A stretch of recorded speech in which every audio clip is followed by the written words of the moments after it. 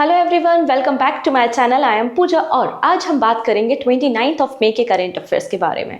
सबसे पहले तो आज हमें बात करनी है कुछ इंपॉर्टेंट पर्सन्स के बारे में। आफ्टर दैट हम बात करेंगे कुछ नेशनल इवेंट, इंटरनेशनल इवेंट्स पे, और हमें कुछ 2-3 टर्म्स सीखने हैं बैंकिंग के भी, वो भी हम यहाँ पर देखेंगे। वीडियो के एंड में बहुत सारे रिवीजन क्वेश्चन और एक क्वेश्चन ऑफ द डे है जिसका आंसर आप मुझे कमेंट सेक्शन में दे सकते हैं। ओके, एंड पीडीएफ के लिए आप सिंपली ज्वाइन कर सकते हैं मेरा टेलीग्राम चैनल पूजा जैन CA 247, डिस्क्रिप्शन में लिंक भी है, तो आप इजिली करेंट अफेयर्स की पीडीएफ यहाँ से डाउनलोड कर सकते हैं। आज आपके लिए एक बहुत ही इंपॉर्टेंट वीडियो मैं कोशिश करूंगी लाने का, जिसमें हम मिनिस्ट्री ऑफ रूरल डेवलपमेंट की सभी गवर्नमेंट स्कीम जो न्यूज में है, जो इंपॉर्टेंट है, उनको एक ही वीडियो में हम डिस्कस कर लेंगे। इसके पहले मैंने मिनिस्ट्री ऑफ फाइनेंस की सभी गवर्नमेंट स्कीम, जिसमें मुद्रा योजना से लेके प्रधानमंत्री सुरक्षा बीमा योजना, इसके अलावा आपका सोवरियन गोल्ड बॉन्ड, सब कुछ वहां पे कवर किया है। अगर नहीं देखा तो उस वीडियो को जरूर देखना एग्जाम में अपियर होने से पहले।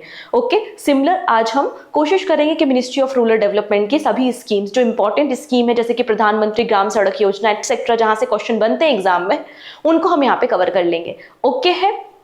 इसके अलावा मैंने एंग्लो नेपालीज वॉर कंप्लीट करा दिया है, जिसमें हमने सुगोली की संधि डिस्कस कर ली है। एंग्लो वर्मीज वॉर भी उसमें इंक्लूड कर दिया है। आई होप आपने वो वीडियो देख लिया होगा। नहीं देखा तो बिल्कुल आप प्लेलिस्ट में जाके देख सकते हैं, क्योंकि अभी सुगोली की संधि न्यूज में है। न्यूज में क्यों है? क्योंकि कुछ दिन पहले नेपाल ने अपना एक 100 रुपए की करेंसी नोट को प्रिंट किया था, जिसमें हमारे देश के 3 इंपॉर्टेंट लोकेशन लिम्पुधीरा, कालापानी और लिपू लेक को अपनी टेरिटरी का पार्ट बताया था, तो जिसके कारण ये पूरा मामला न्यूज में था। तो करंट अफेयर से आपका हिस्ट्री लिंक हो रहा है, इसलिए ये वीडियो आपके लिए इंपॉर्टेंट है। अगर नहीं देखा है तो बिल्कुल आप प्लेलिस्ट में जाके देख सकते हैं। ओके, सो स्टार्ट करते हैं आज का वीडियो। सबसे पहले कुछ इंपॉर्टेंट पर्सन। अभी ना क्या चल रहा है, माउंट एवरेस्ट पे भारी एकदम भारी भीड़ चल रही है। बहुत सारे लोग जा रहे हैं। इनफैक्ट जब मैं न्यूज़पेपर पढ़ रही थी तो उसमें दिख रहा था, उसमें लिखा था कि ट्रैफिक जैम हो गया है। मतलब एक बेचारी वो जगह थी, वो भी लोगों ने छोड़ी नहीं, वहां पर भी एकदम भीड़ पहुंच चुकी। तो बहुत सारे लोग जा रहे हैं, अलग अलग देशों से जा रहे हैं, तो कुछ ना कुछ रिकॉर्ड तो बनता ही रहेगा। तो हम बात करने वाले हैं first women from Arunachal Pradesh state, और पहली महिला जो कि नाइसी ट्राइब से बिलोंग करती हैं, जिन्होंने माउंट एवरेस्ट पे स्केल किया है। ठीक है, तो हम इनके बारे में पहले बात कर लेते हैं। कोई भी फर्स्ट होता है तो हमारे लिए इंपॉर्टेंट तो हो जाता है। इनका नाम है कबाक एनो इनका नाम है, और ये फर्स्ट फीमेल बन चुकी हैं नाइसी ट्राइब की और अरुणाचल प्रदेश स्टेट की, जिन्होंने माउंट एवरेस्ट पे स्केल किया है। ठीक है, नाइसी ट्राइब जो है वो एक लार्जेस्ट एथिक ग्रुप है अरुणाचल प्रदेश स्टेट का, और इनका जो मतलब नाइसी का मीनिंग होता है सिविलाइज्ड ह्यूमन बीइंग, और इनका ओरिजिन सिनो तिब्बत फैमिली से बताया जाता है। तो नाइसी ट्राइब की पहली फीमेल, अरुणाचल प्रदेश की पहली फीमेल बन चुकी है कबाक एनो, जिन्होंने रिसेंटली माउंट एवरेस्ट पे समिट किया है। अब एक और फीमेल है जिन्होंने वर्ल्ड रिकॉर्ड बनाया है।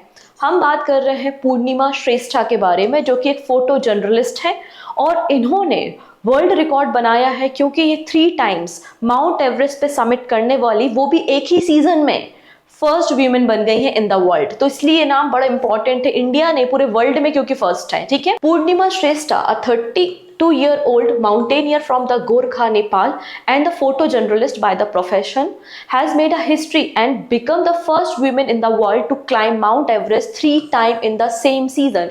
एक ही सीजन में 13 दिनों के अंदर, 13 डेज के अंदर इन्होंने 3 बार माउंट एवरेस्ट पे चढ़ाई की है। एंड टोटल इनके 4 समिट हो चुके हैं माउंट एवरेस्ट पे। पहली बार 2018 में इन्होंने समिट किया था माउंट एवरेस्ट पे। तो इसलिए आपको पूर्णिमा श्रेष्ठा का नाम पता होना चाहिए। कुछ दिन पहले मैंने आपको कामी रीता शेरपा के बारे में बताया था, जिन्होंने वर्ल्ड रिकॉर्ड बनाया है और 30 टाइम्स माउंट एवरेस्ट को समिट कर चुके हैं। इसके अलावा आप मुझे जल्दी से कमेंट करके बताएंगे कि यंगेस्ट एंड ओल्डेस्ट कौन सी फीमेल बन गई हैं इंडिया की, जिन्होंने माउंट एवरेस्ट पे रिसेंटली समिट किया है। तो यंगेस्ट एंड ओल्डेस्ट का नाम आप मुझे बताएंगे कमेंट सेक्शन में। ये आपका पहला क्वेश्चन है। This is your first question of the day. Second question तो हम वीडियो के एंड में डिस्कस करेंगे। ठीक है, तो यंगेस्ट एंड ओल्डेस्ट वीमेन कौन है जो कि माउंट एवरेस्ट पे समिट की है रिसेंटली। नेक्स्ट पर्सन है डॉक्टर समीर वी कामत, जो कि डीआरडीओ के चेयरमैन हैं, डीआरडीओ के चीफ हैं, और इनके टेन्योर को 1 साल के लिए गवर्नमेंट ने बढ़ा दिया है, एक्सटेंड कर दिया है। तो appointment committee of the union cabinet headed by the prime minister has approved the extension of 1 year for the Secretary of the Department of Defense and the DRDO Chairman, defence research and development organisation के chairman doctor Samir V Kamat का tenure 1 साल के लिए बढ़ा दिया है। इनका tenure 31 मई 2024 में खत्म हो रहा था, अब इनका टेन्योर 31 मई 2025 तक 2025 तक के लिए बढ़ा दिया है। डीआरडीओ का फॉर्मेशन 1958 में हुआ था, मिनिस्ट्री ऑफ डिफेंस के अंदर काम करती है ये बॉडी, और न्यू दिल्ली में आपको हेड क्वार्टर देखने को मिल जाएगा। डन।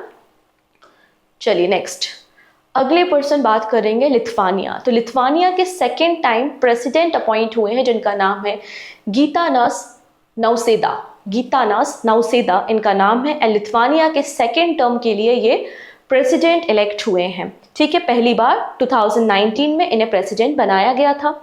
जैसे कि हमारे देश में एक टेन्योर होता है ना राष्ट्रपति का कि 5 साल, तो इनके देश में भी टेन्योर है कि राष्ट्रपति का जो टेन्योर होता है वो 5 ईयर के लिए होता है। बट इंडिया में क्या है कि कोई भी व्यक्ति कितनी बार भी राष्ट्रपति बन सकता है, लेकिन यहाँ पे क्या है कि कोई भी पर्सन 2 टर्म से ज्यादा प्रेसिडेंट नहीं बन सकता, तो ये इनकी सेकेंड टर्म आपको देखने को मिलेगी।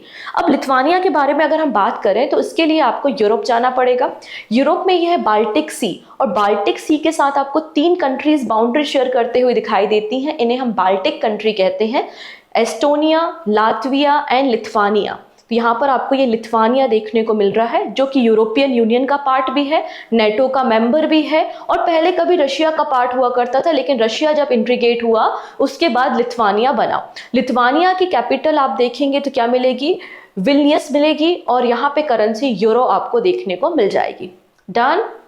तो ये आपके बाल्टिक कंट्री कहलाते हैं, Estonia, Latvia and Lithuania. Done. यहाँ पे देखेंगे एक छोटी सी लिस्ट है, आप इसका चाहें तो स्क्रीनशॉट ले सकते हैं, अदरवाइज पीडीएफ में तो होगा ही।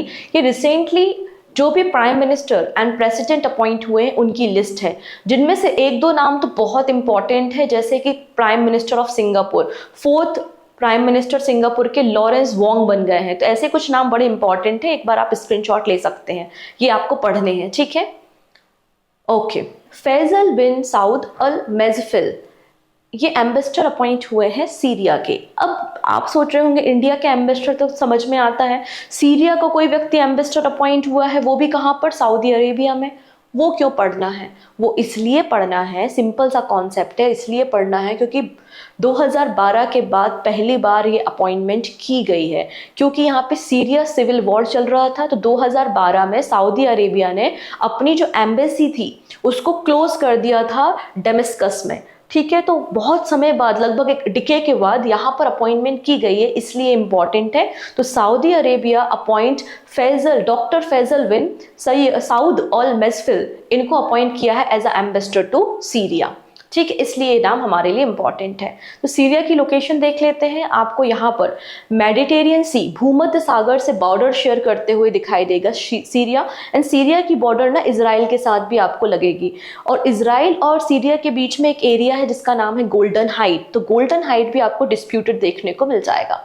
ठीक है, तो यहाँ पर एक क्वेश्चन जो भी रिसेंटली एग्जाम में बना था, और ऐसे क्वेश्चन अक्सर बनते हैं, आपको भी पता है पेपर में, which one of the following countries of south west Asia does not open out to the Mediterranean sea, मतलब कौन सा देश है इनमें से जो मेडिटेरियन सी के साथ बॉर्डर शेयर नहीं करता, सीरिया, जॉर्डन, लेबनान या इजराइल। तो इजराइल तो बिल्कुल करता ही है, लेबनान भी कर रहा है, सीरिया भी कर रहा है, पीछे पड़ जाता है जॉर्डन। तो यहाँ पे जॉर्डन आप देखेंगे बॉर्डर शेयर नहीं करता मेडिटेरियन सी के साथ।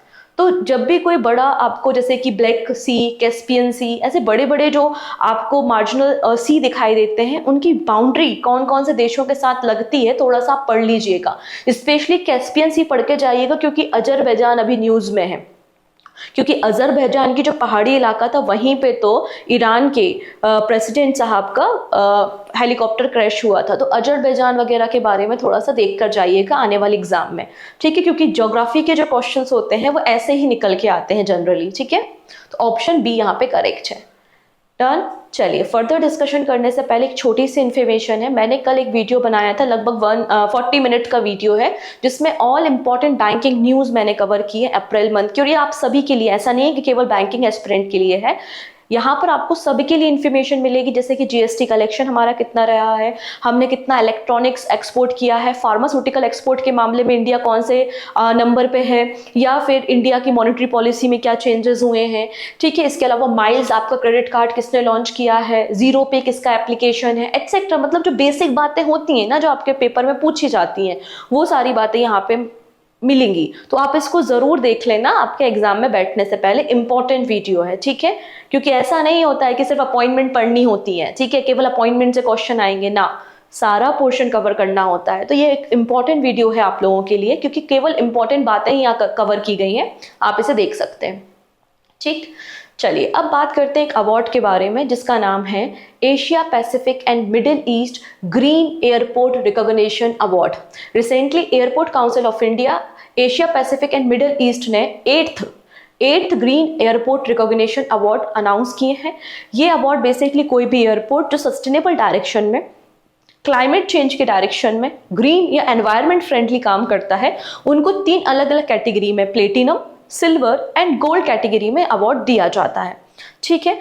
प्लेटिनम एंड गोल्ड कैटेगरी में हमको कोई अवार्ड नहीं मिला है, हमें 3 अवार्ड मिले हैं, वो भी तीनों सिल्वर, ठीक है। तो कौन कौन से हैं वो एयरपोर्ट जरा हम देख लेते हैं। आपको याद रखना है ये 8th नंबर का ग्रीन एयरपोर्ट रिकॉग्निशन अवार्ड है, और ये सेरेमनी आपको रियाद में हुई थी। सेरेमनी कहाँ हुई थी? तो रियाद में हुई थी। पहला देखेंगे हम इंदिरा गांधी इंटरनेशनल एयरपोर्ट, इसे सिल्वर कैटेगरी में अवार्ड मिला है, वो भी लार्ज या फिर 35 मिलियन पैसेंजर से ज़्यादा पैसेंजर्स को हैंडल करने की कैटेगरी में। तो Indira Gandhi international airport new Delhi under over 35 million passengers per annum category इनको अवार्ड मिला है। सेकंड नंबर पे कैंपेगौड़ा इंटरनेशनल एयरपोर्ट है, इसको 15 से लेकर 35 million passenger per annum category में अवार्ड दिया गया है। वहीं चौधरी चरण सिंह इंटरनेशनल एयरपोर्ट लखनऊ उत्तर प्रदेश में है, इनको less than 8 million passenger per annum category में सिल्वर अवार्ड दिया गया है, ठीक है। वेन्यू क्या था? तो Riyadh, kingdom of Saudi Arabia था। और यहाँ पे जो अवार्ड सेरेमनी थी, ये पूरी कॉन्फ्रेंस की गई, इसकी थीम क्या थी? तो biodiversity and nature based solution. Theme क्या है? Biodiversity and nature based solution. तो इस तरीके से अलग अलग कैटेगरी में है, over 35 million passenger per annum, फिर 15 to 35 मिलियंस, फिर 8 मिलियन to 15 मिलियंस और लेस देन 8 मिलियंस। तो हमें सबकी कैटेगरी नहीं पढ़नी है, मैं तो बस बता रही हूँ कि इन सभी कैटेगरी में मिला के 3 सिल्वर हमको मिले हैं। एक तो दिल्ली को मिला है, फिर आपका कैंपेगौड़ा को मिला है, फिर चौधरी चरण सिंह को मिला है, ठीक है। तो ऐसे 3 कैटेगरी होती हैं, जैसे कि ओवर 35 मिलियन पर पैसेंजर पर एनम की कैटेगरी में जैसे प्लेटिनम हांगकांग को मिला है, गोल्ड सिडनी को मिला है and silver Indira Gandhi international airport को मिला है। तो ऐसे ही बाकी भी कैटेगरी है, लेकिन हमको केवल सिल्वर देखना है, जो एयरपोर्ट यहाँ पे इंक्लूड है इंडिया के, ठीक। चलिए नेक्स्ट है इन्वेस्टमेंट राउंड।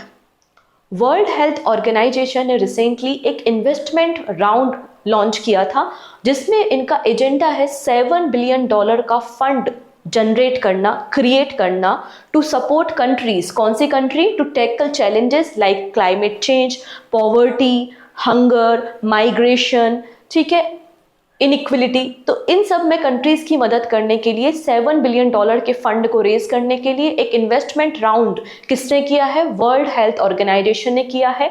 कहाँ पर? तो अभी जो 77th नंबर का वर्ल्ड हेल्थ असेंबली चल रही है जेनेवा में, 27 मई से लेकर 1 जून के बीच में, वहीं पर यह फैसला लिया गया, जिसकी थीम क्या है? All for health, health for all, ठीक है, डन। यहाँ पर बेसिकली इनका कुछ टारगेट है। जब इनकी 154th नंबर की मीटिंग हो रही थी WHO की जनवरी में, तो इन्होंने कुछ टारगेट सेट किए थे कि 2025 से लेकर 2028, मतलब 4 सालों में हमें क्या क्या काम करना है, किस डायरेक्शन में काम करना है। तो उसी पर्पस के लिए इस फंड को रेज किया जा रहा है। तो मैक्सिमम इनका जो फोकस एरिया है वो सस्टेनेबल है, मतलब क्लाइमेट चेंज है, मास माइग्रेशन, पैंडेमिक एटसेट्रा है, ठीक है। इसके अलावा फ्रांस, जर्मनी एंड नॉर्वे ने अनाउंस किया है कि they would serve as a co host for the investment round. तो यहाँ पे को होस्ट कौन रहेंगे? फ्रांस, जर्मनी एंड नॉर्वे रहेंगे। कुछ बातें अगर हम WHO के बारे में बात करें तो हमें पता है वर्ल्ड हेल्थ डे हम 7 अप्रैल को मनाते हैं। रीजन क्या है? क्योंकि 7 अप्रैल 1948 को WHO का फॉर्मेशन किया गया था। WHO का हेडक्वार्टर कहाँ है? जेनेवा में है। सिंपल सी बात है, 194 मेंबर कंट्रीज है और प्रेजेंटली जो डायरेक्टर जनरल हैं उनका नाम है टेड्रोस एधेनोम, जो कि इथोपिया से है। ये पिक्चर जो दिख रही है WHO के डायरेक्टर की पिक्चर आपको देखने को मिल रही है, ठीक। चलिए अब बात करते हैं प्रगति 2024 के बारे में। तो recently central council for research in Ayurvedic science ने प्रगति लॉन्च किया है। तो प्रगति क्या है हम बात करेंगे, लेकिन पहले हम बात करते हैं कि central council for research in Ayurveda science क्या है। एक ऑटोनोमस बॉडी है जो मिनिस्ट्री ऑफ आयुष के अंदर काम करती है। आयुष का फुल फॉर्म एग्जाम में पूछा गया था रिसेंटली। तो आयुष का मतलब आयुर्वेदा, योगा, नेट्रोपैथी, यूनानी सिद्धा एंड होम्योपैथी आपको देखने को मिलेगा। बेसिकली आयुर्वेदा की फील्ड में रिसर्च करना, जो रिसर्चर्स हैं, स्कॉलर्स हैं, टीचर्स हैं, उनको प्रमोट करना और स्टूडेंट को भी इस पर्टिकुलर डायरेक्शन में रिसर्च करने के लिए प्रमोट करना, स्कॉलरशिप देना, ये सारे काम इनके होते हैं। ठीक है। तो रिसेंटली इन्होंने एक कॉन्फ्रेंस या एक कह सकते हैं कि कॉन्फ्रेंस ही बोलेंगे कि कॉन्फ्रेंस या एक इनिशिएटिव लॉन्च किया है विच इज प्रगति। तो प्रगति में बेसिकली जो टीचर हैं और जो स्टूडेंट हैं उनको रिसर्च फील्ड में, आयुर्वेदा फील्ड में स्पेशली फोकस कराया जाएगा और बच्चों को, स्टूडेंट को स्कॉलरशिप भी दी जाएगी अंडर द प्रगति। तो प्रगति का फुल फॉर्म क्या है? प्रगति का फुल फॉर्म है pharma research in the Ayurgyan and techno innovation. ये प्रगति का फुल फॉर्म है और इस इनिशिएटिव को कहाँ पे लॉन्च किया गया? तो हैबिटेट सेंटर न्यू दिल्ली में। ठीक, चलिए नेक्स्ट है नॉर्वेस्टर। आप लोगों ने नॉर्वेस्टर के बारे में सुना होगा। अगर आप वेस्ट बंगाल या उड़ीसा से बिलोंग करते हैं तो गर्मी के समय में, ये समर के सीजन में बहुत तेज आंधी चलती है। जैसे कि नॉर्थ इंडिया में लू चलती है, राइट। अलग अलग एरिया में अलग अलग नाम है। वैसे वेस्ट बंगाल में हम यहाँ पे काल बैसाखी के नाम से जानते हैं। तो ये जो आपकी गर्म आंधी भरी हवाएं चलती है बहुत तेज, नॉर्वेस्टर, इनकी स्टडी करने के लिए पहली बार इंडिया में एक रिसर्च फैसिलिटी सेटअप की जा रही है। आप देखेंगे ये जो पर्टिकुलर एरिया है, यहाँ पर आपको ये तेज हवाएं, नॉर्वेस्टर जिसको हम काल बैसाखी बोल रहे हैं, यहाँ पर आपको ईस्ट और नॉर्थ ईस्ट कंट्री में, पार्ट ऑफ कंट्री में देखने को मिलेगा। ठीक है। तो India's first research test bed to be deployed to study norwester. तो यहाँ पर इंडिया का पहला एक रिसर्च फैसिलिटी सेटअप की जाएगी जिसमें आपको हाई इंस्ट्रूमेंट्स होंगे, हाई एंड इंस्ट्रूमेंट्स होंगे जो कि हमें बता सकें अबाउट द नॉर्वेस्टर, इसका प्रोडक्शन कर सकें। ठीक है। तो आप देख सकेंगे a research test bed facility has been proposed to help meteorologist to deploy drones, mobile van and the high-end instrument to track the nor'wester or the Kal Baisakhi that affect the east and northeast region of the India every summer।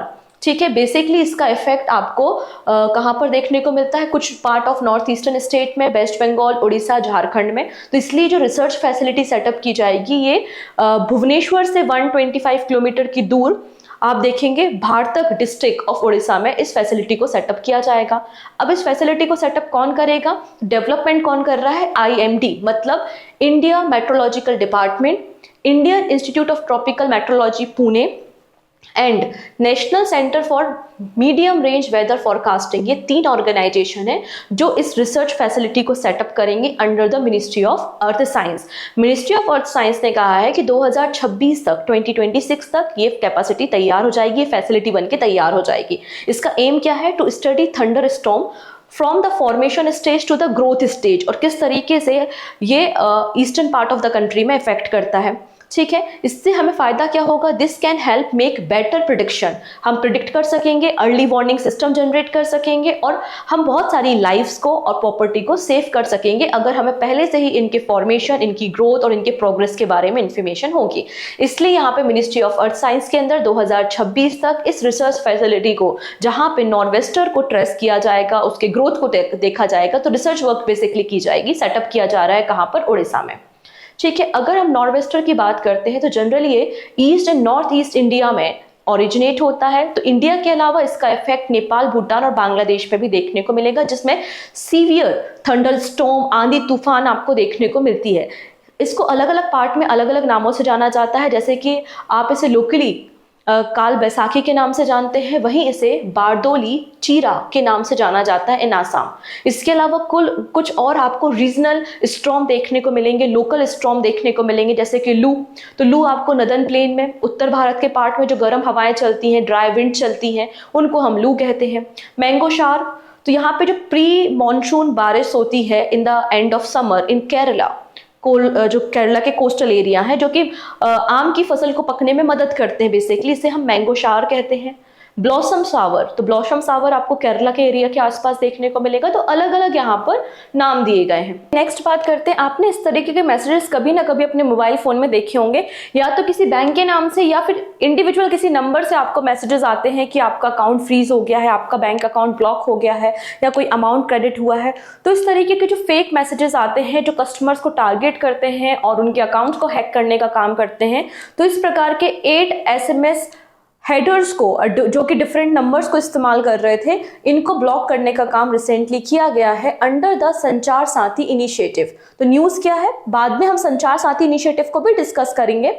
News है department of telecommunication ने union home ministry के साथ मिलकर एक initiative launch किया था, strong crackdown on the fraudulent SMS under the संचार साथी इनिशिएटिव।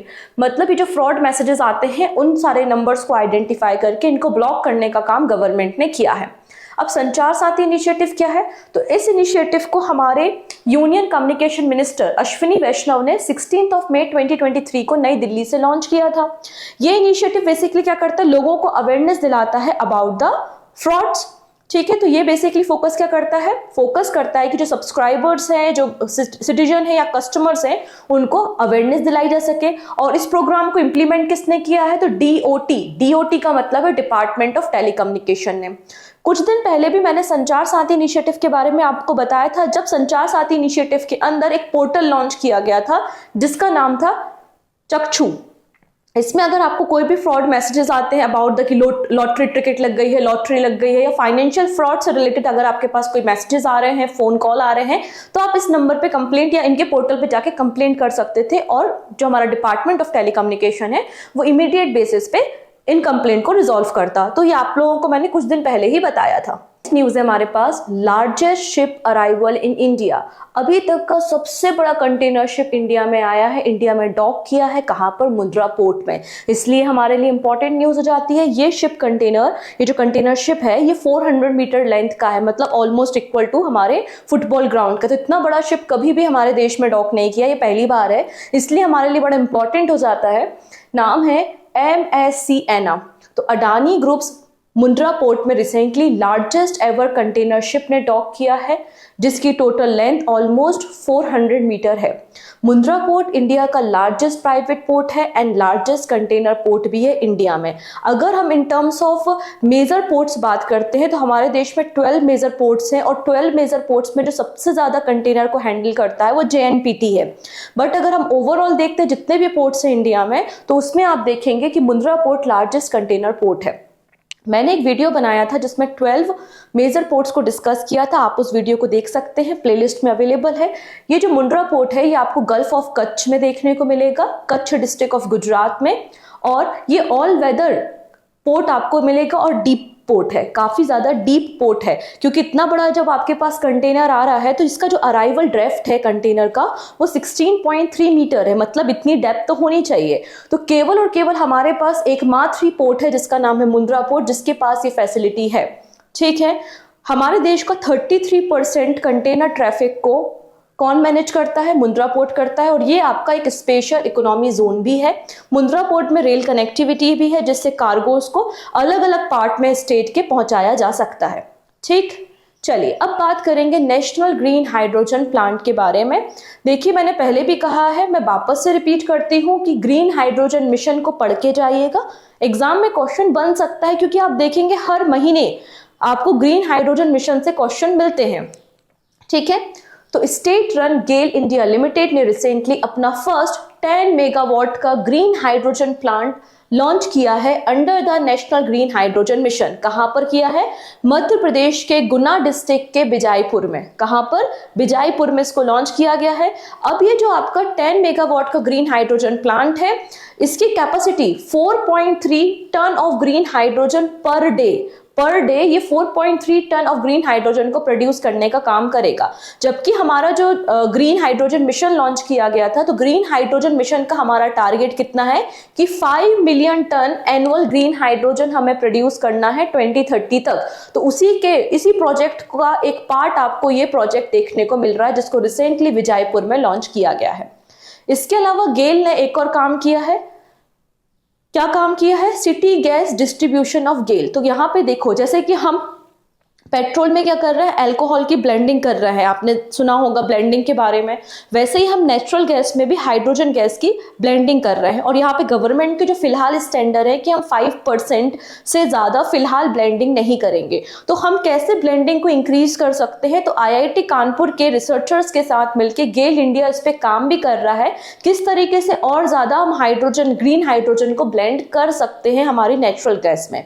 तो आप देखेंगे on an experimental basis GAIL is blending hydrogen with a natural gas in Indore. और ये जो पाइप नेचुरल गैस है वो सप्लाई की जा रही है house hold in the Indore city of Madhya Pradesh. At present 5% hydrogen को ब्लेंड किया जा रहा है नेचुरल गैस के साथ। तो यहाँ पे ब्लेंडिंग को इंक्रीज करने के लिए गेल इंडिया ने स्टडी स्टार्ट की है विद इंजीनियर्स इंडिया लिमिटेड और IIT कानपुर के साथ। ठीक है, अगर हम गेल इंडिया के बारे में थोड़ी सी बात करते हैं तो ये हमारी कंपनी जिसका फॉर्मेशन 1984 में हुआ था और पब्लिक सेक्टर अंडरटेकिंग कंपनी है, मिनिस्ट्री ऑफ पेट्रोलियम और नेचुरल गैस के अंदर काम करती है। ठीक है, नई दिल्ली में हेडक्वार्टर है और CMD आपको संदीप कुमार गुप्ता देखने को मिलेंगे। अब यहाँ पे गेल इंडिया ने कुछ यहाँ पे कंस्ट्रक्शन किए हैं, कहाँ पे, तो देखेंगे जो हजीरा प्लांट है गुजरात, विजयपुर इन मध्य प्रदेश अभी हमने देखा, एंड जगदीशपुर उत्तर प्रदेश। तो यहाँ पर इन तीनों जो प्रोडक्शन हाउसेज हैं इनके या मैन्युफैक्चरिंग प्लांट हैं, यहाँ से इन्होंने एक पाइपलाइन निकाली है जो कि 1800 किलोमीटर की पाइपलाइन है और ये वर्ल्ड की लॉन्गेस्ट पाइपलाइन है जो नेचुरल गैस की सप्लाई करेगी। तो 1800 kilometre long Hazira, Bijaipur and Jagdishpur gas pipeline is a world largest gas pipeline which is operated by and developed by GAIL India. अभी अंडर कंस्ट्रक्शन में है, कंप्लीट हुई नहीं है। ठीक है, डन। अगर हम नेशनल ग्रीन हाइड्रोजन मिशन के बारे में बात करें तो इसे ministry of new and renewable energy ने लॉन्च किया था जनवरी 2023 में। इसके अपने कुछ टारगेट्स हैं, आप देख सकते हैं कि 2030 तक 5 मिलियन मैट्रिक टन हमें ग्रीन हाइड्रोजन को प्रोड्यूस करना है एनुअली। इसके अलावा जो कैबिनेट ने बजट रखा है वो है 19,744 करोड़ रुपीस का बजट है for national green hydrogen mission. Okay, चलिए नेक्स्ट बात करते हैं। Government receive 3,662 crore rupees dividend from LIC। कुछ दिन पहले हमने डिस्कशन किया था कि RBI से गवर्नमेंट ऑफ इंडिया को लगभग 2.11 लाख करोड़ रुपीस का लाभांश मतलब डिविडेंड मिला है। वैसे ही LIC जो कंपनी है उसमें गवर्नमेंट ऑफ इंडिया की शेयर होल्डिंग ज्यादा होती है, तो जो प्रॉफिट होता है वो प्रॉफिट डिविडेंड के फॉर्म में शेयर होल्डर्स को भी दिया जाता है। तो गवर्नमेंट ऑफ इंडिया को LIC से 3,662 करोड़ रुपीस का डिविडेंड रिसीव होगा, जिसमें हर एक शेयर की वैल्यू 6 रुपए है।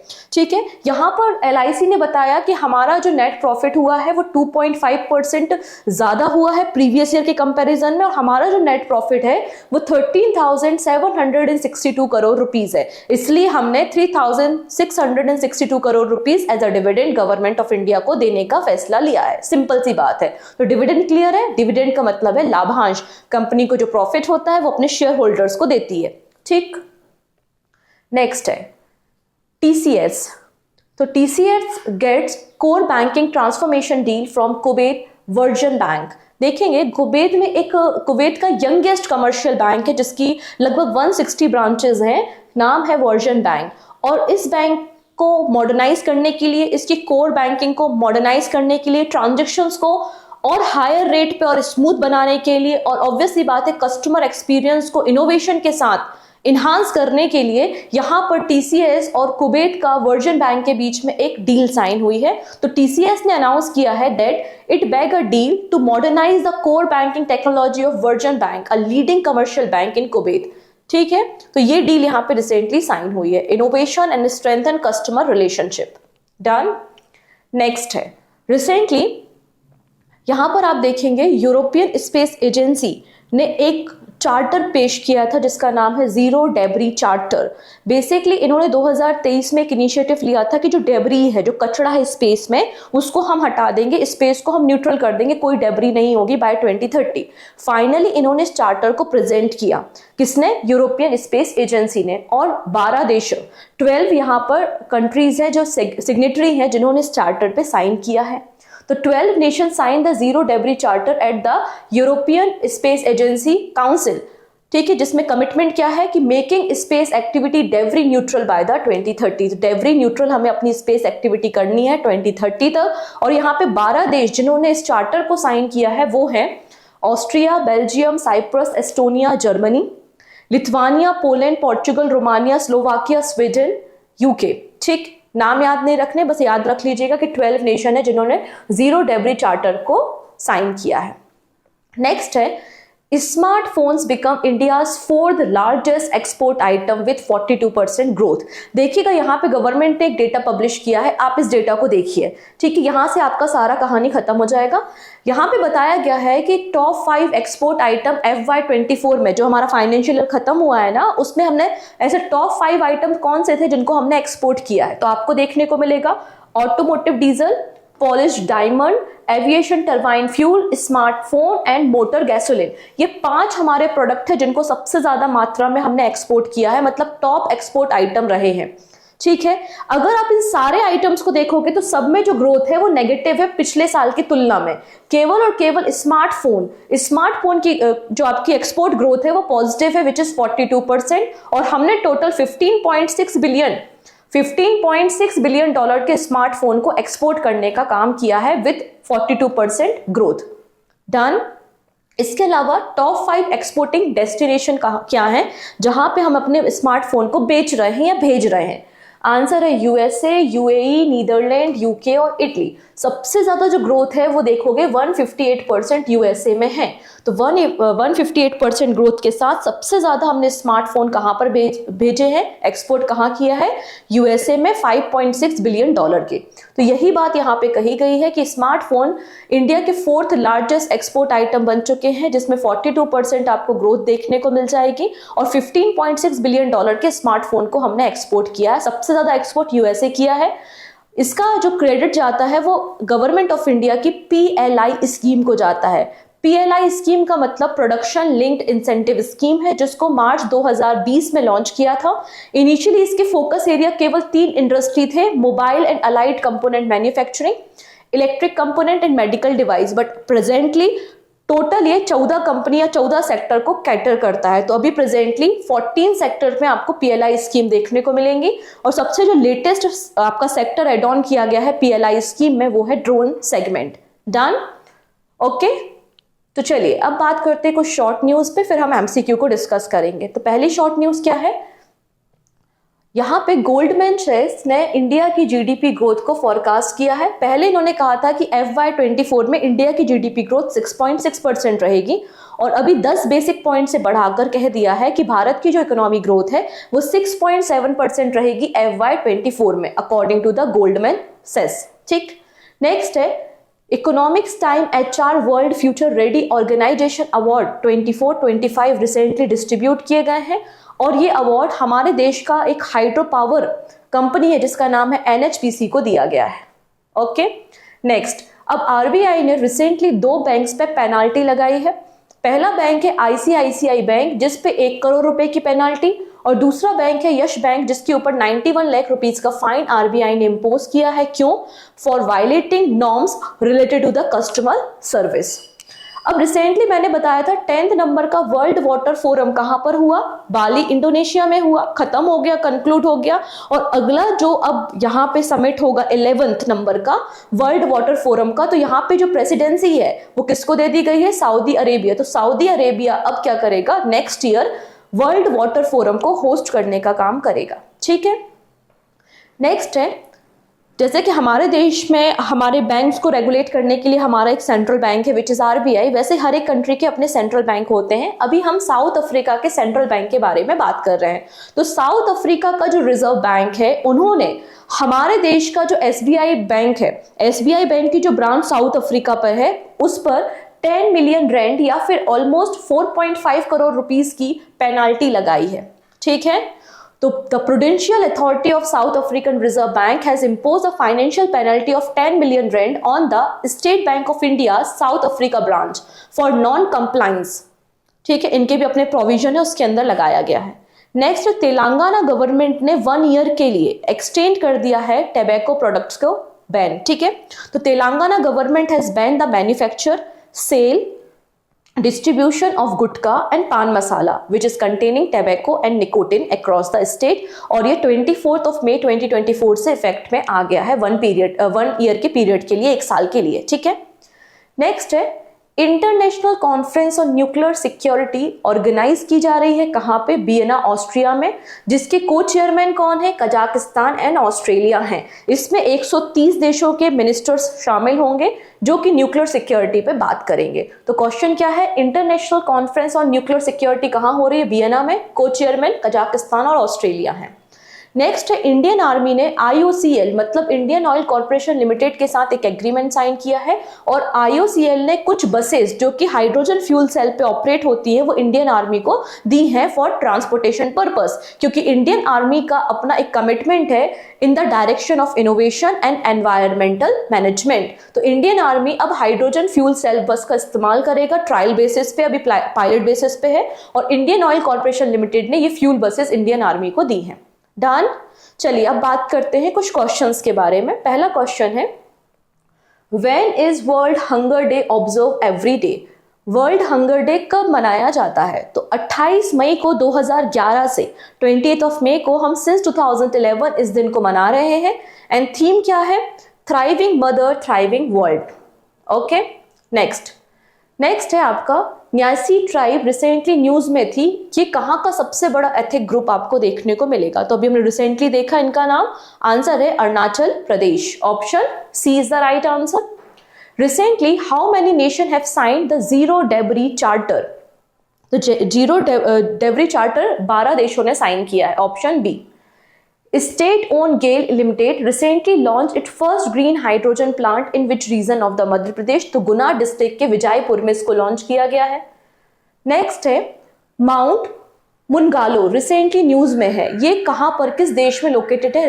एक्चुअली यहां पर आपको लैंडस्लाइड देखने को मिलेगी और लैंडस्लाइड के चलते लगभग 2000 लोगों की डेथ हो गई है और आपको ये साइट पापुआ न्यू गिनी में देखने को मिलेगी। मतलब ऑप्शन बी बिल्कुल करेक्ट है। ठीक। Government of India will get blank rupees as dividend for being LIC of India's largest shareholder। तो LIC कितना डिविडेंड देगा गवर्नमेंट को? तो 3662 करोड़ 3662 करोड़ रुपीस का डिविडेंड देगा। मतलब ऑप्शन डी यहाँ पे करेक्ट है। नेक्स्ट है, ग्लोबल इन्वेस्टमेंट बैंक गोल्डन सेल्स के अकॉर्डिंगली भारत की जीडीपी ग्रोथ क्या रहेगी कैलेंडर ईयर 2024 में? तो अभी हमने देखा 6.7% इन्होंने फॉरकास्ट की है। मतलब ऑप्शन बी बिल्कुल करेक्ट है। यहाँ पर आपको एक अपडेटेड लिस्ट भी मिल रही है, आप इसका स्क्रीनशॉट भी ले सकते हैं, अदरवाइज PDF तो मेरे टेलीग्राम पे होगा, तो आप अपडेटेड लिस्ट को मेंटेन करेंगे। नेक्स्ट है, TCS has bagged a deal to modernize the core banking technology of Virgin Bank। Virgin Bank किस कंट्री का एक लीडिंग कमर्शियल बैंक है? आंसर हो जाएगा यहाँ पर कुवैत। Option A. नेक्स्ट है, वो कौन सा देश है जिसने रिलायंस जियो सब्सिडरी टेक महिंद्रा और अदर वेंडर्स के साथ एक एग्रीमेंट साइन किया है to build 4G and 5G infrastructure in particular country? तो कौन सा देश है जो अपने देश में 4G और 5G इंफ्रास्ट्रक्चर बनाना चाहता है, जिसने रिलायंस जियो सब्सिडरी टेक महिंद्रा और अदर वेंडर्स के साथ डील किया है? आंसर है Ghana. Option B is the right answer. The economic times HR world future ready organisation award 24-25 किसे दिया गया है? तो NHPC को दिया है। अभी हमने जो शॉर्ट न्यूज पढ़ी थी उनमें हमने इसे देखा है। ठीक है। नेक्स्ट है, which of the following Indian cricketer has been named among the 54 representatives of the multicultural ambassador program? और इस प्रोग्राम को ऑस्ट्रेलिया ने लॉन्च किया है, जिसमें आपको एक इंडियन नाम देखने को मिलेगा, रवि शास्त्री जी का। Option A is the right answer. Next है, वो कौन सा बैंक है या वो कौन सा ऑर्गेनाइजेशन है जिसने फर्स्ट इन्वेस्टमेंट राउंड रेस किया है और $7 बिलियन फंड रेस करने की बात की है? आंसर है आपका WHO, world health organisation. Option B is the right answer. And this is question of the day. एक क्वेश्चन स्टार्टिंग में आपसे पूछा था, एक क्वेश्चन ये एंडिंग में है। दोनों क्वेश्चंस के आंसर आप मुझे कमेंट सेक्शन में देंगे। यहाँ पर आपके पास 3 स्टेटमेंट है, आपको IPL के रिगार्डिंग जो सही स्टेटमेंट है वो आइडेंटिफाई करके हमें बताना है। डन। सो मिलते हैं अब हम नेक्स्ट वीडियो में कुछ नए करेंट अफेयर्स के साथ, बट आप दोनों क्वेश्चंस के आंसर कमेंट सेक्शन में देना नहीं भूलेंगे। Take care and bye bye.